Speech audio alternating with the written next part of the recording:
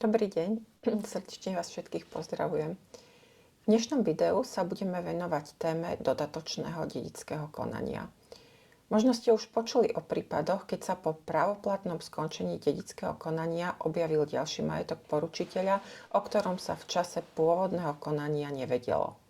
V takom prípade je potrebné začať dodatočné dedické konanie.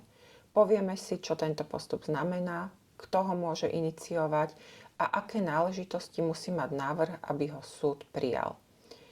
Dodatočné konanie o dedičstve sa teda vedie vtedy, ak sa po ukončení pôvodného konania objaví ďalší majetok poručiteľa. Môže ísť o nehnuteľnosť, bankový účet, cenné papiere alebo inú hodnotnú vec, ktorá nebola zahrnutá do pôvodného konania. Ak by sa však objavil iba dlh bez ďalšieho majetku, dodatočné konanie sa nevedie. Zákon pritom nijako neobmedzuje, koľkokrát môže byť konanie na novo začaté. Návrh na začatie konania sa podáva na ten istý súd, ktorý viedol pôvodné konanie. V návrhu treba uviesť, komu je adresovaný, kto ho podáva, čoho sa týka a aký je jeho cieľ. Nezabudnite pripojiť údaje o pôvodnom konaní, to jest spisovú značku, meno notára, dátum právoplatnosti rozhodnutia a okruh dedičov. Najdôležitejšie je presne označiť novo objavený majetok a doložiť dôkazy o tom, že patril poručiteľovi. Dodatočné konanie vždy vychádza z výsledkov pôvodného konania. To znamená, že sa nemenia podiely dedičov ani to, čo už bolo právoplatne rozhodnuté. Ak existuje závet, jeho účinky sa vzťahujú aj na novo objavený majetok. Rovnako platí aj vyhlásenie o prijatí alebo odmietnutí dedičstva. To sa vzťahuje na celý majetok, teda aj na ten dodatočne objavený.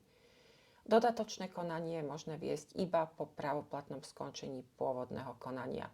Ak dedické konanie nebolo ešte právoplatne skončené, nové konanie začať nemožno.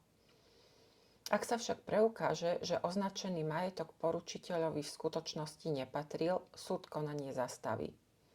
Pýtate sa, s akými poplatkami musíte pri podaní návrhu počítať?